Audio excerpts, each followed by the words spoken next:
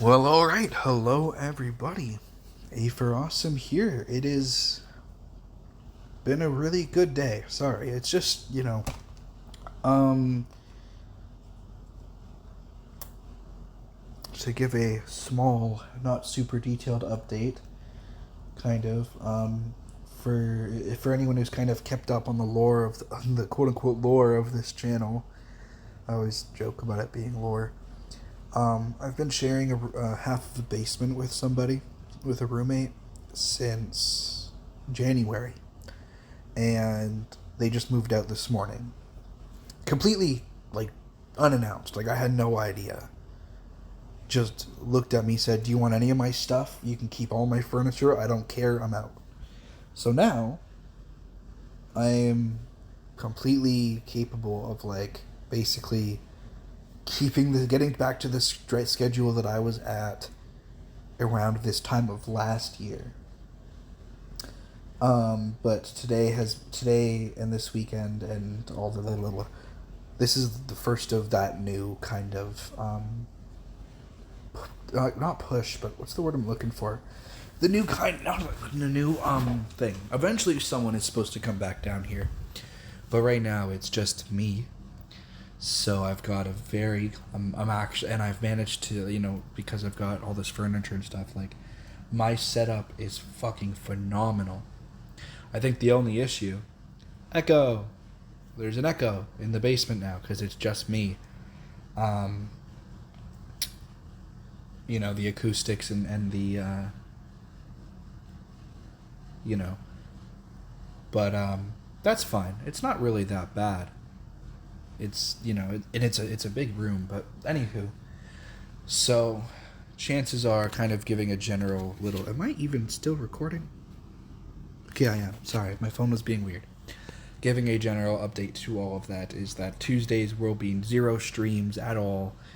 But every other day, for the most part, unless I have something going on, I'm going to pretty much try and be doing Asphalt Legends Unite, Injustice 2, and Fortnite at the bare minimum. With the way this setup is now, I might even be starting Lego Ninjago, the movie, the game, soon. We will see. So yeah. That's kind of where we are for now. So, but right now I'm kind of just getting everything warmed up here, set up here, getting the words are hard. Anywho, I'm just getting I just finished. I got laundry going right now in the laundry room. For those who don't know, the majority of the reviews, everything from the human review onwards, was recorded in my laundry room, and now that's not the case. So, at least not with this one. But anyway, welcome. This is probably going to be the longest of the 3 Days Grace reviews I've done. And the human one was an hour, so there you go. But this is the 3 Days Grace Explosions review. Now, I'm not going to, as well as I'm going to be reviewing the Saint Asonia Introvert and Extrovert EPs. Now, I'm not going to bother to cut this footage a whole bunch. I usually do new audio files for different I segment it. I'm not going to bother with that this time because I already know that I already kind of looked and tried to get footage, and it's been kind of been shit trying to get it. So, yeah. I have enjoy some pretty lackluster footage, unfortunately. It's weird because I went, I did the other videos and there was so much footage with back in the day. So it's really funny that there's not as much good footage when we live in an age with lots of cell phones and where everything is broadcasted online. I don't know, just a weird thought. But anyway. So yeah. 3 Days Grace began writing. I'm going to review Explosions, I'm going to review Introvert and Extrovert, obviously do some retrospective such things, and then I'm going to give my final ranking of My Darkest Days, 3 Days Grace, and Saint Asonia, from worst to best. Sorry. Three Days Grace began writing their seventh studio album in February of 2020 during COVID-19. On March 1st of 2021, the band confirmed that they were in the studio recording their album on Instagram. According to Brad Walsh, the group had recorded 9 or 10 songs separately in different studios by themselves. Sanderson stated that the album was inspired by the real-life circumstances that the band had gone through over the years of COVID-19. On November 29th of 2021, the band released a new single called So-Called Life as the first single from their seventh studio album Explosions, which was released on May 6th, 2022. The song reached the Billboard Mainstream Rock chart at number 1, topping the chart for an entire month. 3 months later, on February 17th, 2022, the band released a new single titled Neurotic featuring Lucas Rossi. On April 11th, 2022, the band released Lifetime as the album's second radio single in particular, I guess. The song was dedicated to the people of Mayfield, Kentucky after an EF4 tornado hit the city in December of 2021. It peaked at number 1 on the Billboard Mainstream Rock chart. This marks the band's 17th number 1 song on the Mainstream Rock Airplay chart. On September 27, 2022, I Am the Weapon was released as a single. The song peaked at number 4 on the Mainstream Rock Airplay chart. They were nominated for an MTV Video Music Award for Best Rock Video in 2022 for So-Called Life. They were also nominated at the 2023 iHeartRadio Music Awards for Rock Artist of the Year and their song So-Called Life for Rock Song of the Year. Explosions was nominated for Rock Album of the Year at the 2023 Juno Awards. So this is my review of the tracks on Explosions. So-Called Life is the perfect reflection of what was going through the minds of everyone stuck indoors during COVID-19. The numbness and frustration of being trapped in a cycle that, while at first is a blessing, begins to haunt you. I Am the Weapon has a booming chorus, but unfortunately not much substance to it outside of the heaviness factor.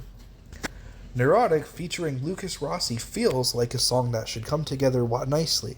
I enjoy many aspects like the chorus and the parts with Matt Walsh. However, I was shocked to discover that Lucas Rossi is an accomplished musician and older than Matt Walsh and Adam Gontier because he sounds extremely amateur.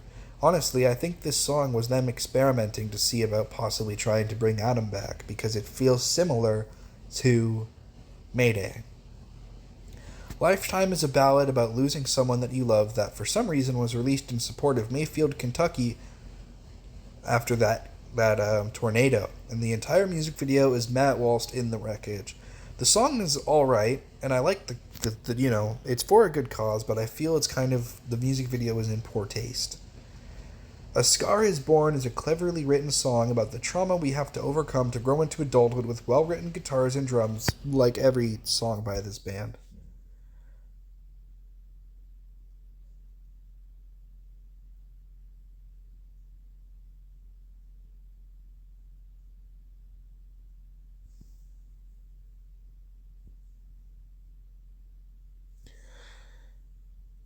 I'm waiting to see if the washer is done.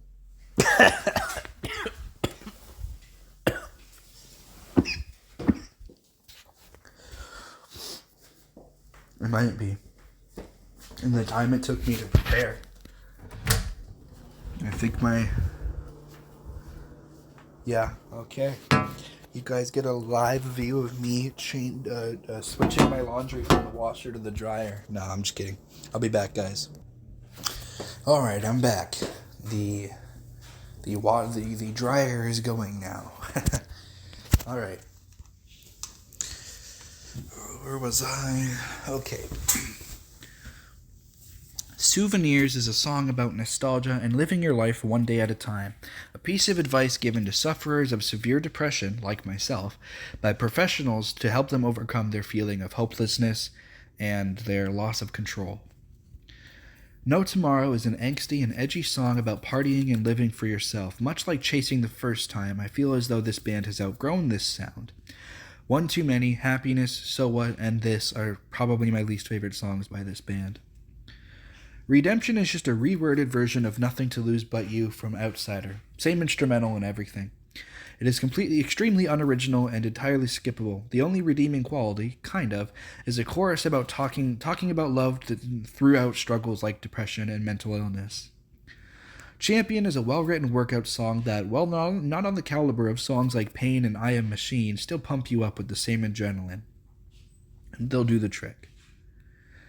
Chain of Abuse is a ballad sampling a YouTube video and talking about things like bullying, and has a similar vibe and is kind of just another copy of songs like Never Too Late, Tell Me Why, and The End Is Not the Answer.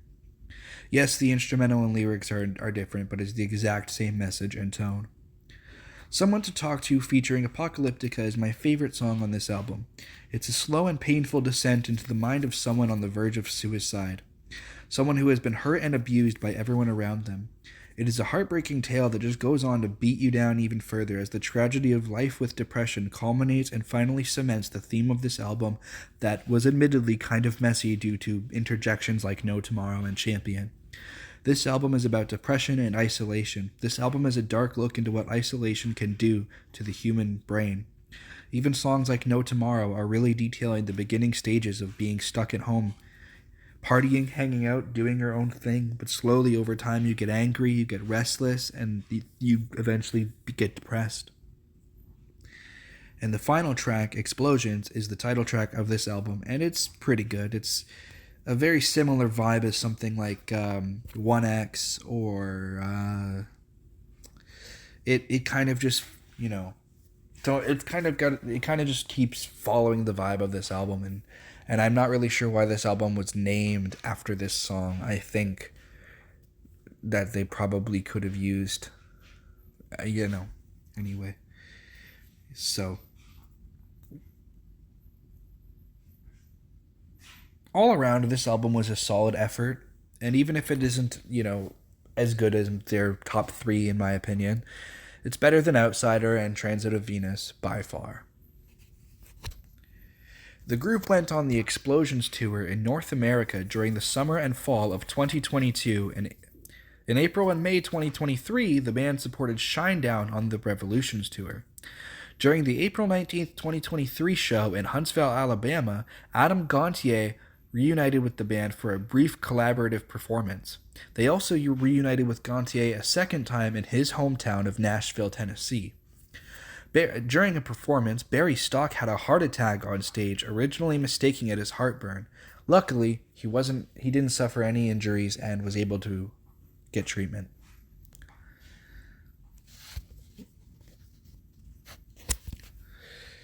Now we're going to move on to the Saint Asonia stuff. On April 19th of 2022, Saint Asonia teased a new single on their Twitter account with an image taken from the new music video along with the lyrics "We've been drowning for far too long." The group premiered the new single on May 6th of 2022, titled Above It All. Along with this release, they announced an EP titled Introvert, which was released on July 1st of 2022. The group announced another EP, Extrovert, that would release on November 18th, 2022. In addition, the band later released the lead single of Extrovert, titled Wolf. The band released both EPs physically as Introvert Extrovert with bonus tracks on December 9th of 2022. They joined Theory of a Deadman and Skillet on the Rock Resurrection tour from February to March of 2023. A fall leg of the tour was later announced with the group rejoining them. And these are my reviews of the tracks on Introvert and Extrovert. Above It All is a return to form for Adam Gontier. After an admittedly slow and after admittedly reaching new lows with flawed design, let's just admit it, this album reveals the fact that he still has it and it was just a misstep. Hitting the same notes as Pain and giving an amazing motivational voice to the people who were wondering if he would ever get back in his groove. Better Late Than Never is a clear message to Adam's fans that he isn't going away anytime soon and that he intends to continue making progress. However, it's immediately followed by Chew Me Up, which is a massive misstep in Adam's career, and honestly taints this entire EP and project for me. The song itself has nothing wrong with it. In fact, for the longest time, I really enjoyed it. However, I I realized that this song was a collaboration with somebody known as Terrible Johnny, who I had never heard of. So I looked him up because I was doing more research for, this particular video. I always do another little round of research right before the end, pick up on little details I didn't notice, and found out that this man, Terrible Johnny, because I never heard of him, and even his Spotify only had like 500 listeners, is the lead singer of a band called Highly Suspect that I also hadn't really heard of. And all I have seen about him, all I've read about him, is that he's a god-awful person who the only statistic that the only numbers, how do I explain this? He's just a really bad person, okay? And there's only one thing he does more than harassing his own fans over Twitter, and that's sexually molesting women. Fuck Johnny. Fuck Highly Suspect. You're all a bunch of bitches. So What is only slightly better than the 3 Days Grace song of the same name. But, like I said, for me this entire EP has been just tainted by the fact that clearly Adam has not done any research. Come on, man, get your shit together. Left Behind, while considered the standout track of this EP by critics, isn't really very special, and continues to have me asking the question, what happened to Adam Gontier? And I'm sorry to go on a legitimate side rant here, but I feel as though his mental state has been just all over the place. Transit of Venus was arguably the worst 3 Days Grace album, and the only songs on that album that were memorable in any way were written by Matt. And then when he proceeded to abandon his own band, he got bitter and wrote and basically formed a super group, quote unquote, that barely could keep members for more than a few months.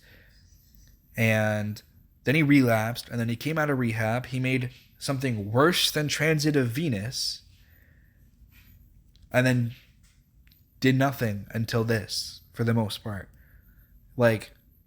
I'm just really confused on how he let his career go so far down. And it makes me worried, right? He rejoined 3 Days Grace, and it's something the fans have wanted, but I don't know if we should want that anymore because of the way that their careers have gone have been very different, He has been kind of sporadic, kind of unable to commit to a project, kind of all over the place, and they've been on the straight and narrow, so... Bite the Bullet is another non-memorable song that pales in comparison to Adam's work with 3 Days Grace. Now on to the Extrovert EP.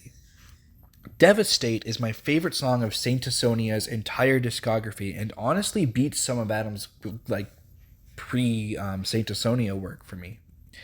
Break the Mold is another fantastic song, and, listening to these EPs back to back, I was taken aback. I was shocked because, I listened to Introvert and I'm like, this is kind of just more of flawed design. It's kind of just boring. But then I listened to this and immediately was like, whoa, okay, he actually does have this. Yeah. Over It has a strangely poppy sound that actually manages to complement Adam's voice and feels unique in a way that I wouldn't be against him continuing to try and do if he were to do a solo album or maybe continue this project. Wolf is another bland and kind of edgy track that never impresses or goes above what the formula of these songs is. I think Animals by Maroon 5 has a heavier atmosphere. Better Now is a fantastic song about moving on from past relationships. It's a scathing message. It's amazingly heavy, heavier than I think anything he's done before. So a lot of what's on this Extrovert EP is some of Adam's heaviest work, and it's my second favorite song. Devastate's still number one. And unfortunately, though, this EP ends with Chasing the Light, which is another mediocre song, and leaves this EP as both of these EPs as kind of very hit or miss. And that is every single, that's all the projects covered. So now we're going to get on to our final ranking of 3 Days Grace, Saint Asonia, and My Darkest Days, from worst to best. And this is how my list goes, starting with the very worst. We just talked about it, the Introvert EP by Saint Asonia. This EP had some decently written material, like Above It All and Better Late Than Never were decent openers, decent tracks. However, Chew Me Up and its feature with Terrible Johnny just ruins the entire project for me and makes any redeeming qualities of it just unlistenable. The highs just aren't worth it. Next up, Flawed Design, also by Saint Asonia. This album had a couple of interestingly well-written songs, but the production and the amount of recycled ideas and even just reworded songs from before are enough to make this album feel unlistenable for me and made it a chore. Next is Transit of Venus by 3 Days Grace. This album was the final project that Adam worked on with the members of 3 Days Grace for 10 years, and in all honesty, it is mostly recycled ideas, and the only standout songs on this album, other than Give Me a Reason, were written by Matt Walst. Which is why I think it was funny when he became the singer and people criticized, because he was writing half the band's material. My Darkest Days self-titled album is the least heavy out of any albums on this ranking. This is by far the poppiest sounding album on this ranking and in this discography. However, the songs on it stand on their own quite well. The biggest issue I have with this album is that it can be tough to get into, right? And it has an intense lack of direction or theme.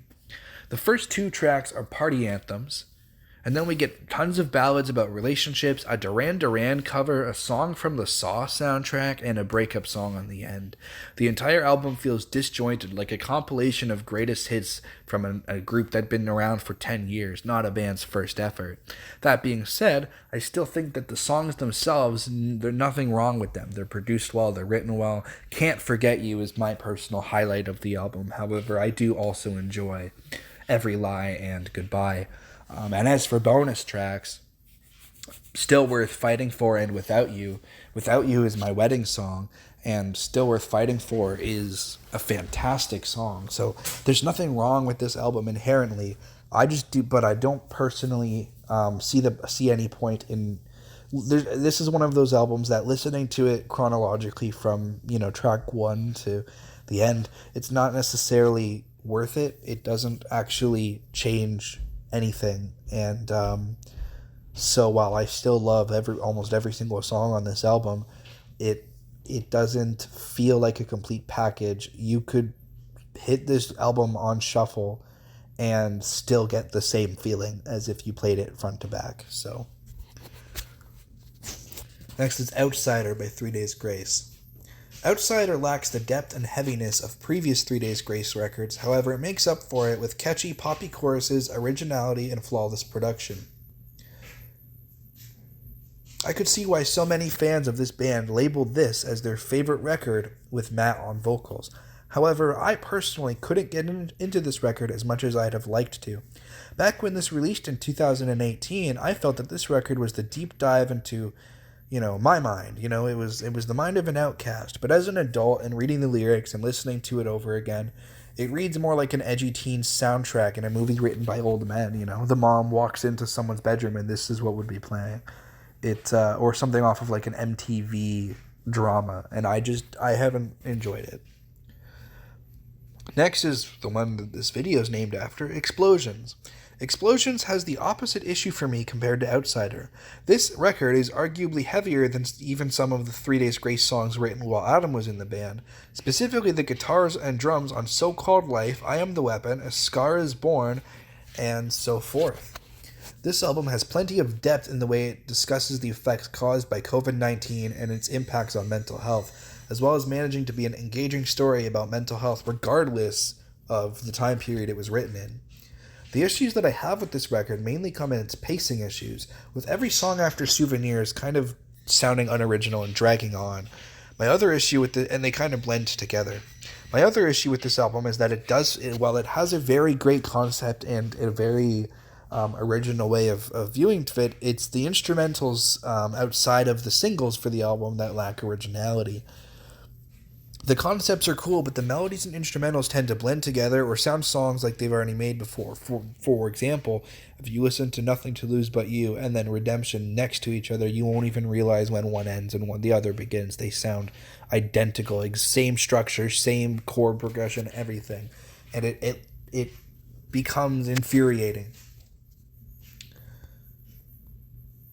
The next is the Extrovert EP by Saint Asonia. Extrovert manages to bring out a heavy metal-oriented side to Saint Asonia that had not been present in their earlier works. While every Saint Asonia track was heavy in some way, be it subject matter or instrumentally, it always went more to hard rock, bordered on metal in certain songs. The first track on this EP, Devastate, goes full metal and features the heaviest vocals from Adam since his first outing with 3 Days Grace back in 2003. Better Now also stands out as the most scathing breakup song Adam Gontier has ever written, rivaling I Hate Everything About You for pure adrenaline. Break the Mold is an uplifting anthem, and all around the majority of this EP is some of their best work. However, the lead single Wolf bored me to death, and so did the other two tracks, a very hit-or-miss EP, half rivaling Adam's best and half rivaling his worst. Saint Asonia's self-titled album has a similar issue as the first effort by Adam Gontier's previous band, which we will get into next. The highs of this album are very high, with the blatant anger and edge returning to Gontier after a couple of albums that really didn't seem to have much teeth to them. However, this anger is misplaced, as the heaviest songs on this album would have you believe that Adam Gontier was abused and betrayed by his previous band replacing him with Matt Walst as the singer, when the truth is that he abandoned them without proper communication, and they did the only thing that they could do to keep their jobs. Adam spends the first half of this album painting himself with an extreme victim complex that, when you read deeper into the situation, and with the added context of 10 years, of things changing, you really see the narcissistic side to it, and has made this album age like spoiled milk. While 3 Days Grace continued around this era to pump out catchy, well-made tracks like Painkiller, Fallen Angel, and I Am Machine, and toured the world without any hint of animosity, Adam made a supergroup full of musicians from other bands and proceeded to both make songs written about them, about hating them, and also proceeded to hate on them on stage. Meanwhile, behind the scenes, members of this band were leaving before songs were even complete. And many fans reported that Adam seemed to have an ego on stage. The second half of this album, despite not being nearly as heavy, being mostly acoustic ballads, has managed to stay in my good graces, as they are well-written and emotionally mature songs about Adam's life, and they feel emotional and well-written, as I already said, I guess. So the biggest album for me is that we don't have a good balance, The first half of this album is all heavy, and the second half is all soft. We don't get a couple heavy and then a soft and a couple. It's all kind of done at once. And so the first half of this album goes extremely quickly, and the second half drags on again, kind of like Explosions did.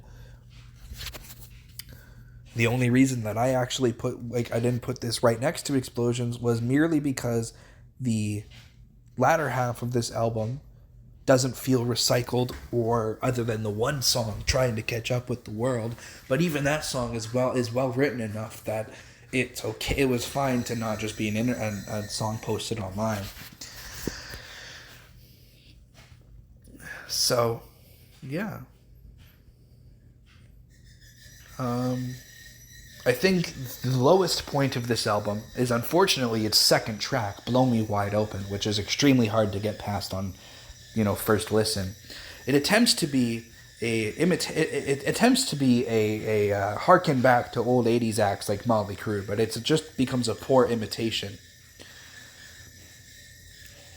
The entire thing gives me an ick, mostly due to the fact that Adam Gontier was pushing 40 by this point, and later did songs with people like Terrible Johnny, and I don't know, it hasn't aged well, that's all I have to say.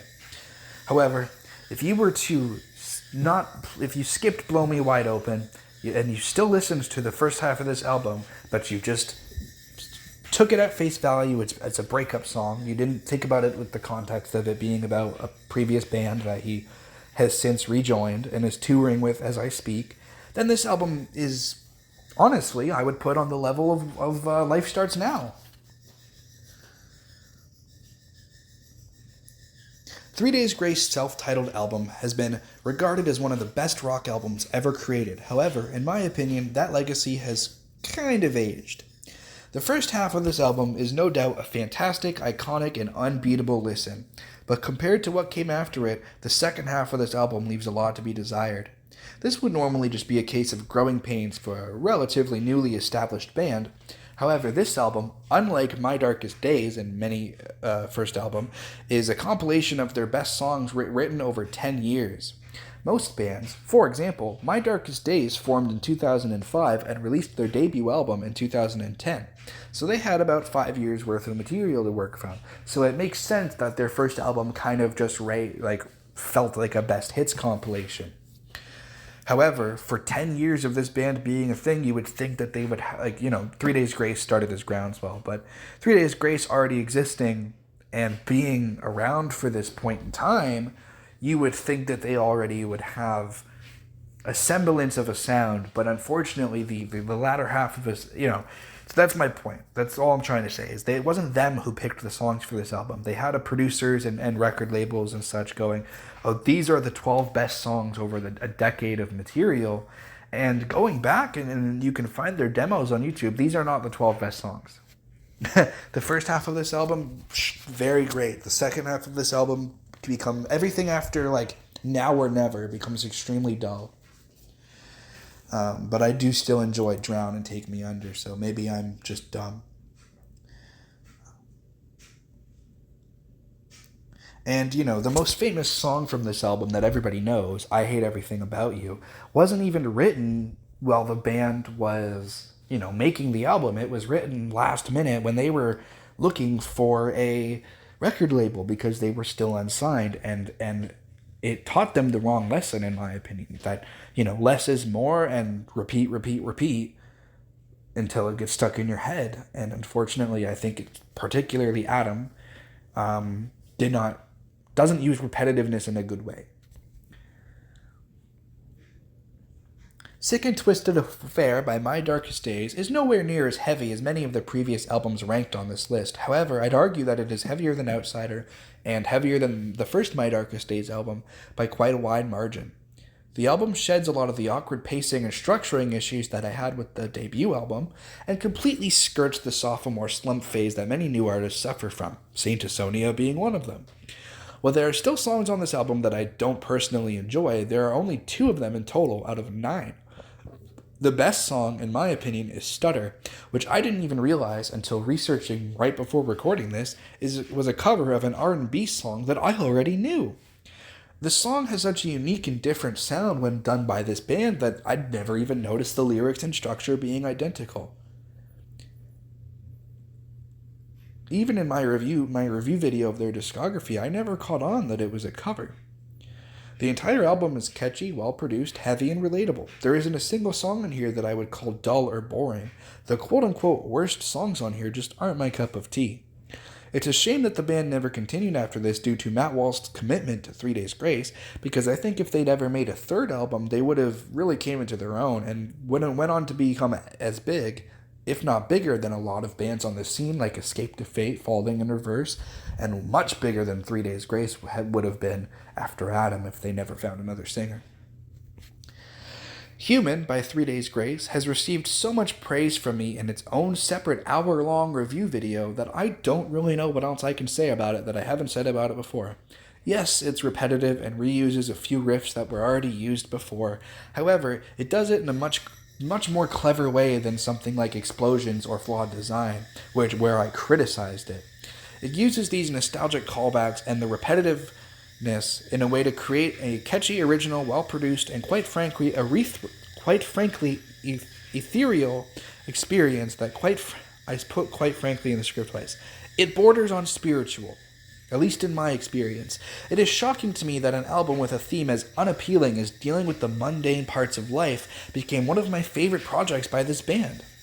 I'm sure my decision to put this in third place will be controversial, but this is all my opinion, and I think Matt's voice suits this album and this sound with all the electronics in such a unique way that Adam's voice did not suit on Transit of Venus. It feels like a breath of fresh air after the band had kind of started to grow stale. Life Starts Now by 3 Days Grace is a breakup album. There's no other way around it. This album has all of the tropes you would expect, from a slow piano ballad to a bass-heavy track with plenty of drums to an acoustic track bidding farewell to your lover. It's all here. However, what this album does that, for me, stands apart from hundreds of other albums with the same tropes is that it puts a positive spin on it all. For every thrashing guitar and drum solo and a "how could you do this to me," there's another song right after talking about how change can bring positives in your life and how it's up to you to take the bad with the good. It is a very heavy and raw album, but also an uplifting and optimistic one.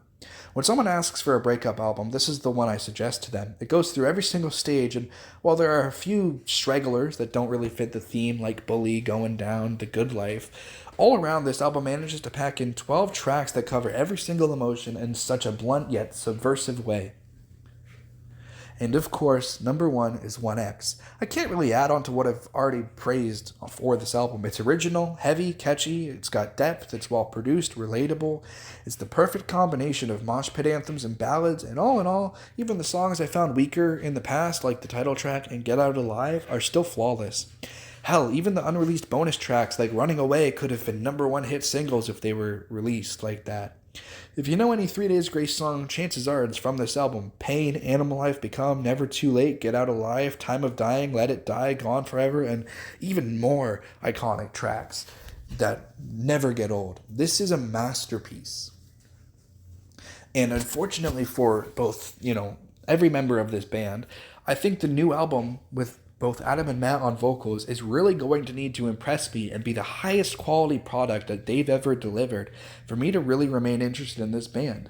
Unfortunately, Explosions, while probably some of the heaviest material they've ever put out, was repetitive, and the same issue applied to Saint Asonia, that it all started to feel bland and that maybe it was time for them to hang it up. So and having Adam Gontier rejoin 3 Days Grace, having two vocalists, all this, that's a very good way to shake things up, and I'm excited for the future. But with Mayday being the only song they've released, and it kind of really failed to impress me, I'm cautiously optimistic about the future. And my worry is that Adam really only joined and it's going to be their last-ditch effort, and that if this album doesn't really impress me and other fans, there's a good chance that it could be the last one. I also really would hope for My Darkest Days to reunite. I mean, look at it this way. Matt's doing a lot less work now. He's not doing all the vocals in the band and all the writing, so why can't he? And Adam Gontier has said he's still going to be touring and writing with Saint Asonia, so I don't see why Matt couldn't get the My Darkest Days gang back together. Please do it. I just think the album would be so good, especially with it's been 14 years since the Sick and Twisted affair, and they're all older now. So I think even if it was a whole new group of people and Matt was the only founding member left, I still think that they could write a really mature, dark, and interesting album. So, but anyway, until next time, I'm A for Awesome, and I'm going to be reviewing the Escape the Fate albums next, as well as Dead Rabbits and at least one of the Bless the Fall albums. I kind of want to try all of them, but that's the plan for that anyway, is to there's a new Dead Rabbits album March 14th, so I want to review all of them and all of everything with Craig Mabbitt, essentially. And